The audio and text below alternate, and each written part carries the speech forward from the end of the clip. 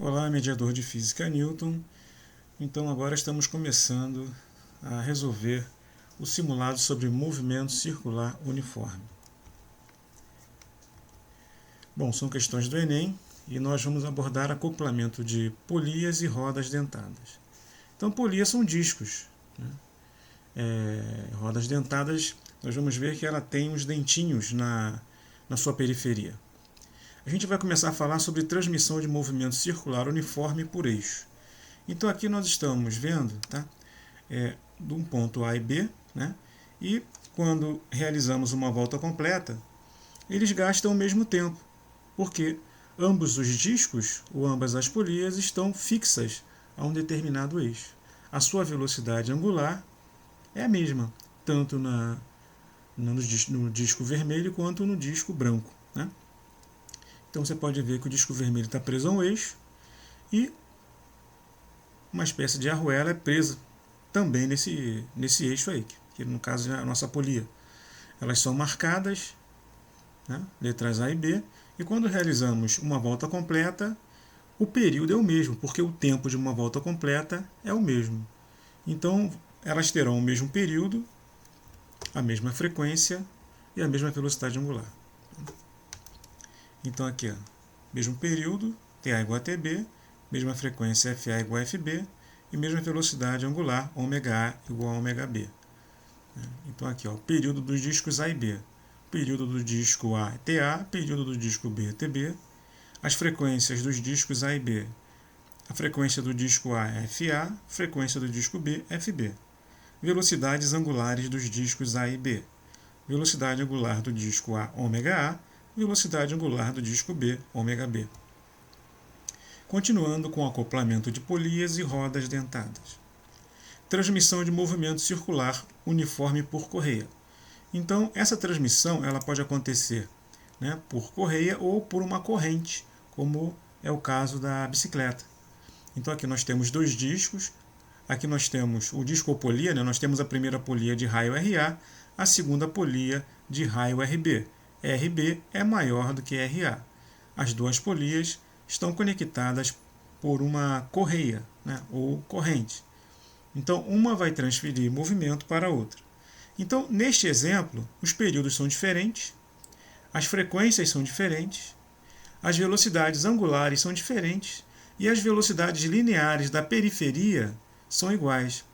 Entende-se como periferia a borda da polia, bem como a própria correia. Então, cada ponto dessa correia terá a mesma velocidade, da mesma forma que cada ponto de contato das polias, porque aqui estamos desconsiderando o escorregamento. Então, a mesma velocidade linear V nos pontos de borda das polias e na correia de transmissão. Transmissão de movimento circular uniforme por contato ou por contato direto. Então aqui nós temos duas polias, não aparece a correia nesse caso, você tem esse ponto de contato, você tem essas duas polias RA menor que RB, o sentido do movimento é oposto, a polia B gira no sentido horário e a polia A no sentido anti-horário. Aqui nesse caso você pode observar, no caso anterior, as duas polias giram no mesmo sentido, que é o anti-horário, está vendo aqui, ó? Anti-horário e anti-horário. Então, o período dos discos A e B, TA e TB são os períodos. FA e FB são as frequências dos discos A e B. Velocidades angulares dos discos A e B, ômega A e ômega B. Velocidades lineares dos discos A e B, na periferia da borda da polia, VA e VB. Ó, o disco é a mesma coisa que polia, mesma coisa. Tá? Valem essas formulinhas aqui, ó. Ômega A vezes RA é igual a ômega B vezes RB. Essa equação ela nos informa que se o raio for menor, nós vamos ter uma velocidade angular maior. Ok?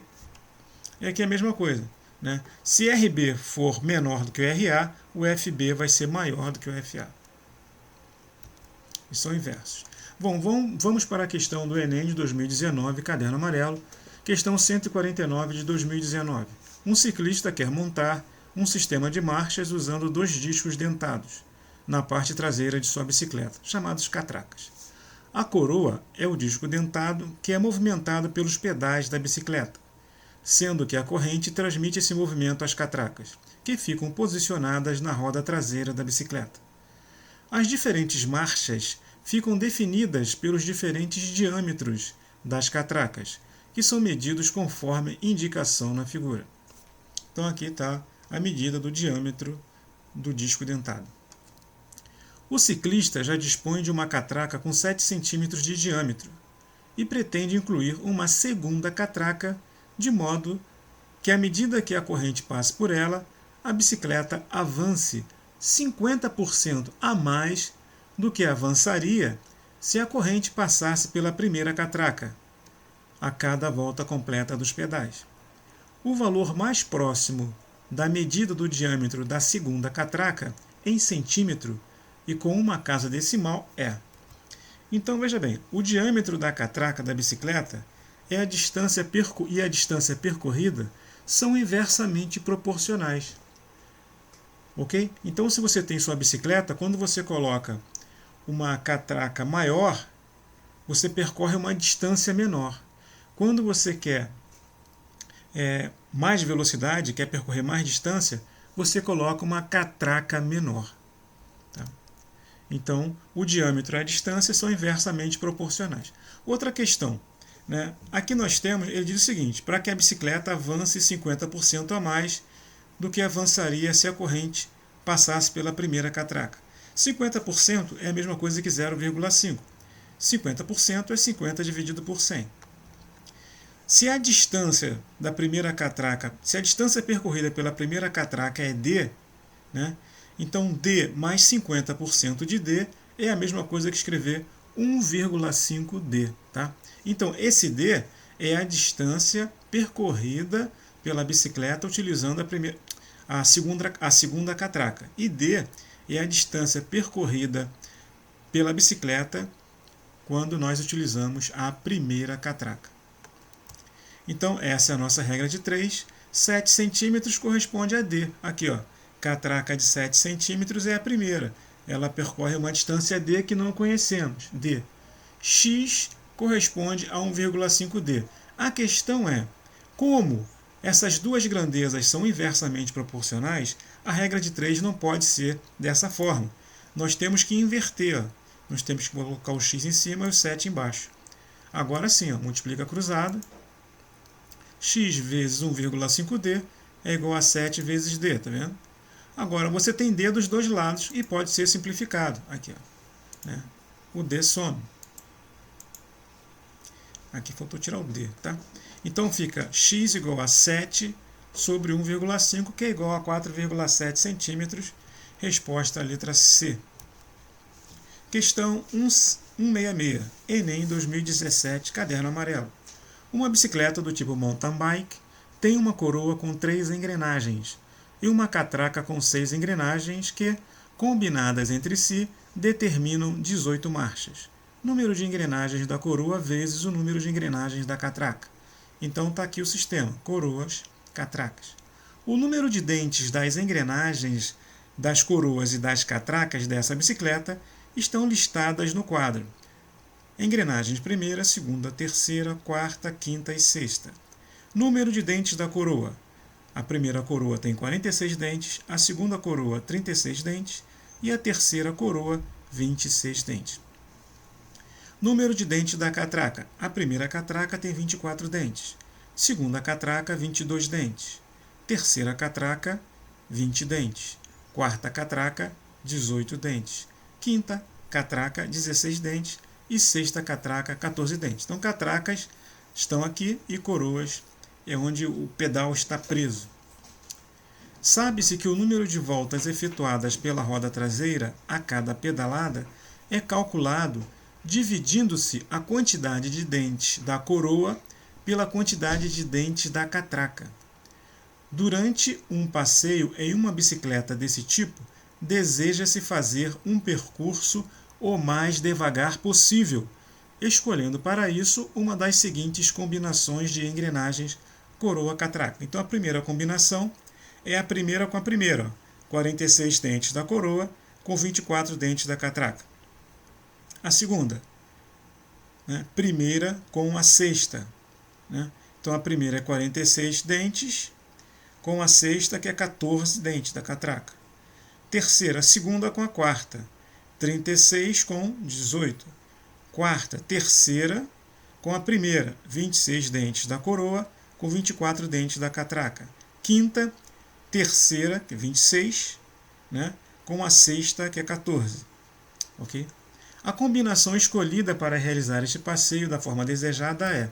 Então, é desta forma que nós vamos saber, né, a razão entre o número de dentes da coroa sobre o número de dentes da catraca. Então, ele afirmou que, aqui, ó, sabendo que o número de voltas efetuadas pela roda traseira a cada pedalada é calculado. Então, o número de voltas tem que ser o menor possível. Tá? Então, esta razão tem que ser a menor possível. Ó, melhor combinação, menor número de dentes de coroa dividido por maior número de dentes da catraca. É por aqui que sai a resposta. Para essa fração ser a menor possível, o numerador tem que ser pequeno e o numerador tem que ser grande. Então só pode ser quem? O menor número de dentes da coroa, 26. Está aqui, ó. 26. O maior número de dentes da catraca, 24. Então é 26 e 24. Então é terceira e primeira. Então, no caso, é esse aqui escolhido. Resposta, letra D. Questão 120. Enem 2019, caderno amarelo. Na madrugada de 11 de março de 1978, partes de um foguete soviético reentraram na atmosfera acima da cidade do Rio de Janeiro e caíram no Oceano Atlântico. Foi um belo espetáculo. Os inúmeros fragmentos entrando em ignição devido ao atrito com a atmosfera brilharam intensamente, enquanto cortavam o céu. Mas se a reentrada tivesse acontecido alguns minutos depois, teríamos uma tragédia, pois a queda seria na área urbana do Rio de Janeiro e não no oceano. Então aqui nós temos o desenho do nosso planeta Terra, a linha do Equador, o Oceano Atlântico, o Rio de Janeiro e o sentido de rotação da Terra. Né?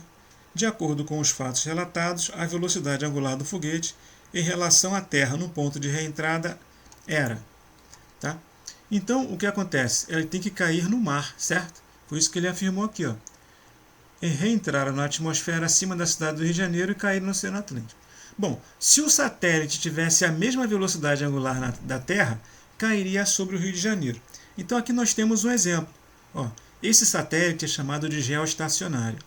O satélite ele possui a mesma velocidade angular da Terra. Isso significa que ele vai estar sempre sobre um determinado país, porque a sua velocidade angular é igual à velocidade angular de giro, de rotação do planeta Terra. Ok? Vamos analisar então as questões. Se a velocidade angular do satélite é maior do que da Terra e tem o mesmo sentido, o satélite avançará sobre o Rio de Janeiro e cairá no Oceano Atlântico. Então, se o Rio de Janeiro está aqui, se a velocidade do satélite é a mesma do planeta Terra, ele naturalmente vai cair sobre o Rio. Né? Agora, se a velocidade dele for superior à velocidade do planeta Terra e no mesmo sentido, vai cair no Oceano Atlântico. Tá? Então a resposta é a letra B. A velocidade do satélite tem que ser superior à da Terra e no mesmo sentido. Se for igual, não vai dar certo, vai cair no Rio de Janeiro. Se for inferior, vai cair antes. Né? Se for igual à da Terra no sentido oposto, então vamos ter problemas também. Né? Superior à da Terra no sentido oposto também, né? Porque ele vai sair mais ainda. Tá? Questão 80, Enem 2018, amarelo. A invenção e o acoplamento entre engrenagens revolucionaram a ciência na época e propiciaram a invenção de várias tecnologias. Como os relógios, ao construir um pequeno cronômetro, um relojoeiro usa o sistema de engrenagens mostrado. De acordo com a figura, o motor é ligado ao eixo e movimenta as engrenagens, fazendo o ponteiro girar. A frequência do motor é de 18 RPM e o número de dentes das engrenagens está representado no quadro. a frequência de giro do ponteiro em RPM é igual a. Então, nesse exercício, você vê que existe uma sequência de processos de transmissão, né? Então, ó, tem a transmissão da engrenagem A para a engrenagem B, tem a transmissão da engrenagem C para a engrenagem D, né? E aqui no caso, o ponteiro ele está preso à engrenagem D. Então aqui no caso está preso ao eixo, tá? Então nós vamos fazer várias continhas. Primeiro, a frequência do eixo do motor é igual à frequência da engrenagem A, porque eles estão no mesmo eixo, tá? Ó, de eixo do motor para a engrenagem A, transmissão por eixo. Então a frequência do motor é igual à frequência da engrenagem A, que é 18 rotações por minuto. Então já sabemos quanto vale a frequência da engrenagem A. Por quê? Porque a transmissão é por eixo, mesma velocidade angular, mesma frequência, mesmo período. Ok. Essa daqui é a nossa fórmula para calcular a velocidade tangencial. 2 vezes πRF. R é o raio da polia, F é a sua frequência. Ok. Vamos para a segunda parte agora. Vamos para a transmissão de movimento da engrenagem A para a engrenagem B. Nós vamos usar esta formulinha aqui. Por quê? Nesse tipo de transmissão por contato, a velocidade tangencial da borda das polias é a mesma. Então, a velocidade tangencial da engrenagem A é igual à velocidade tangencial da engrenagem B. Então, vai ficar assim, ó. 2πRA é igual a 24. Por quê? Né? Olha só, aqui nós temos o número de dentes. A engrenagem que possui o maior número de dentes vai ser aquela que tem o maior diâmetro e o maior comprimento, né? O maior perímetro. E a engrenagem que tem a menor quantidade de dentes vai ser aquela que tem o menor diâmetro. Ok? Então, nós podemos contar o comprimento da circunferência pelos seus dentes. No lugar de 2πRA, eu coloquei 24, que é o número de dentes da engrenagem A. No lugar de 2πRB, coloquei 72, que é a quantidade de dentes da engrenagem B. Vamos calcular F de B. 24 vezes 18, 432, dividido por 72, 6 RPM. Então, a frequência da engrenagem B é 6 RPM. Era de se esperar, porque como o raio dessa frequência, como o raio dessa engrenagem B é maior do que o raio da engrenagem A, a sua frequência é menor. No caso, a frequência é 3 vezes menor. Agora, a transmissão por eixo da engrenagem B para a engrenagem, está vendo? A engrenagem C está presa à engrenagem B. Então, acontece que a frequência da engrenagem B é igual à frequência da engrenagem C, que é 6 RPM. Depois, a engrenagem C, ela transmite para a engrenagem D. Ó. A gente vai usar a mesma fórmula, porque nessa transmissão por contato aqui, vale essa expressão, porque a velocidade linear da periferia, tanto na engrenagem C quanto na engrenagem D, é a mesma. Então, 2πRCFC é 2πRDFD, está baseada nessa fórmula. Então, 2πRC é o número de dentes da engrenagem C. 2πRD é o número de dentes da engrenagem D. Então, ficou dessa forma. FC é igual a 6, como está aqui em cima. 36 vezes 6, 216. O 108 passa dividindo. FD é igual a 2 RPM. Então, a frequência da engrenagem D é de 2 RPM. Mas de quanto será a frequência do ponteiro? Está havendo entre a engrenagem D e o ponteiro transmissão por eixo. Então, a frequência da engrenagem D é a mesma frequência da engrenagem do ponteiro, né? FP é a frequência do ponteiro. A frequência do ponteiro é igual à frequência da engrenagem D, que é 2 RPM, resposta à letra B. Questão 82. Enem 2014, caderno azul, primeiro dia. Um professor utiliza essa história em quadrinhos para discutir com os estudantes o movimento de satélites. Nesse sentido, pede a eles que analisem o movimento do coelhinho, considerando o módulo da velocidade constante. Então, a Mônica lança o seu coelhinho, o Cebolinha mostra a língua, ela erra, né? Ela fica brava e ele brinca com ela. Só que o coelhinho dá a volta à Terra, passa por ela e atinge o Cebolinha, derrubando-o, né? Bom, desprezando a existência de forças dissipativas, força de resistência do ar, qualquer tipo de força de atrito. Não há perda de energia, tá? Desprezando a existência de forças dissipativas, o vetor aceleração tangencial do coelhinho no terceiro quadrinho é. Essa aceleração tangencial é a aceleração que altera o módulo da velocidade, tá? Apenas isso, o módulo da velocidade. Ok, vamos lá. A única força atuante sobre o coelhinho, depois de lançado pela Mônica, é a força-peso, tá? Então, todo corpo massivo sobre a superfície terrestre possui um peso. E esse peso ele tem direção radial e sentido para o centro da Terra, tá vendo? Então, considere essa esfera sendo um coelhinho. A única aceleração que existe é na direção vertical. Então, veja bem que o coelhinho ele passa na horizontal. Nessa direção horizontal não existe aceleração. Essa aceleração aqui receberia o nome de aceleração tangencial.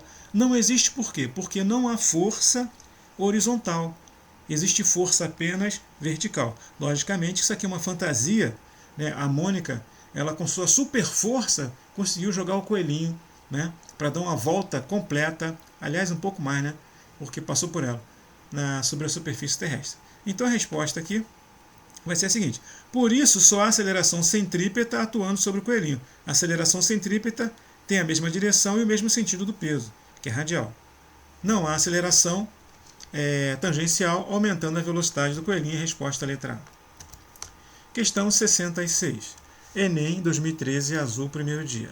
Para serrar ossos e carnes congeladas, um açougueiro utiliza uma serra de fita que possui 3 polias e um motor. Aqui está o motor, né? Aqui tem uma polia, segunda polia, terceira polia.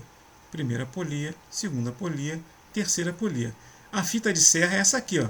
Essa fita de serra corta carnes, que está em vermelho aqui, ó.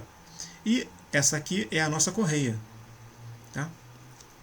Então, para serrar ossos e carnes congeladas, um açougueiro utiliza uma serra de fita, que possui 3 polias e um motor. O equipamento pode ser montado de 2 formas diferentes. A primeira montagem P, a segunda montagem Q. Por questão de segurança, é necessário que a serra possua menor velocidade linear. Isso quer dizer que essa serra de fita ela vai se movimentar mais lentamente.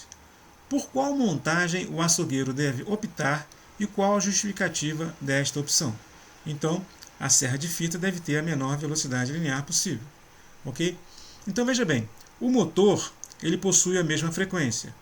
Então, quem tiver maior raio terá menor frequência.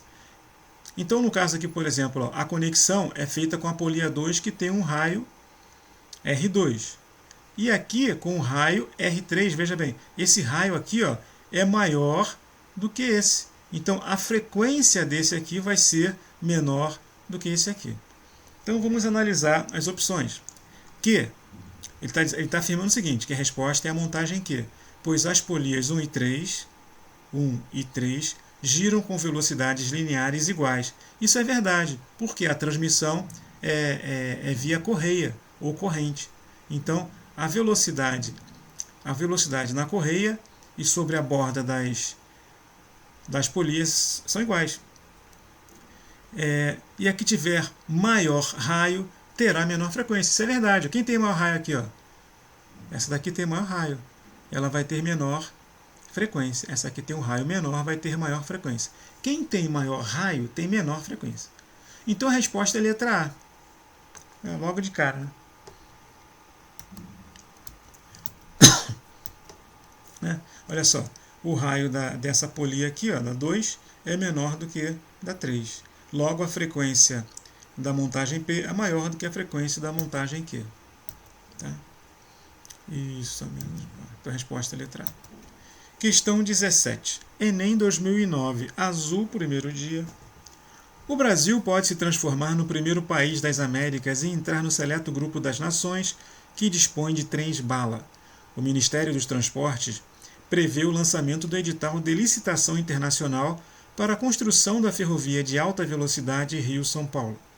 A viagem ligará os 403 quilômetros entre a Central do Brasil, no Rio, e a Estação da Luz, no centro da capital paulista, em 1 hora e 25 minutos.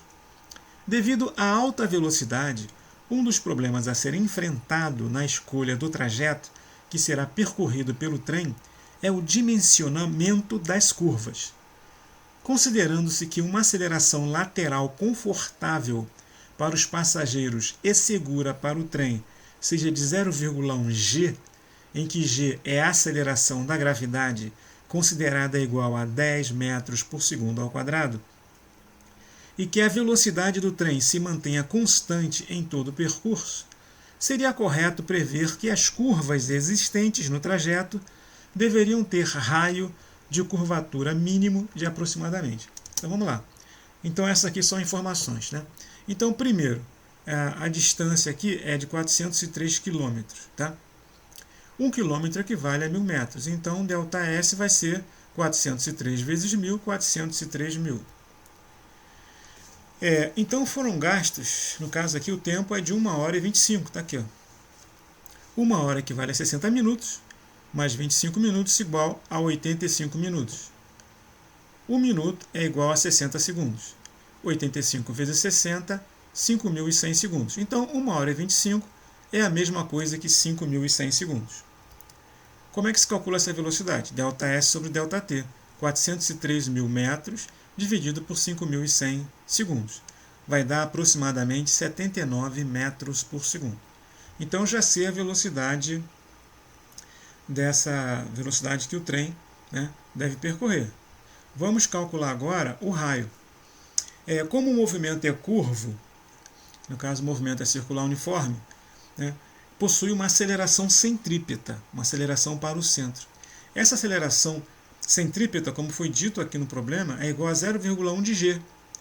Como g é igual a 10, vai ser 0,1 vezes 10, que é igual a 1 metro por segundo ao quadrado. Tá? Então essa daí é a aceleração centrípeta. Bom, a aceleração centrípeta é calculada por esta fórmula, v ao quadrado sobre r. No lugar do AC eu vou colocar 1. No lugar do v vou colocar 79, que vai ser ao quadrado. Embaixo nós temos o nosso raio. Eu coloquei esse 1 aqui apenas para facilitar o entendimento. Nós vamos multiplicar cruzado. R vezes 1R, 1 vezes 79 ao quadrado, 6.241 metros. Tá? Então isso aqui é aproximadamente. Esse número aqui, ó, ele é mais próximo de quem? De 6.400 metros. Tá? Resposta, letra E. Muito obrigado.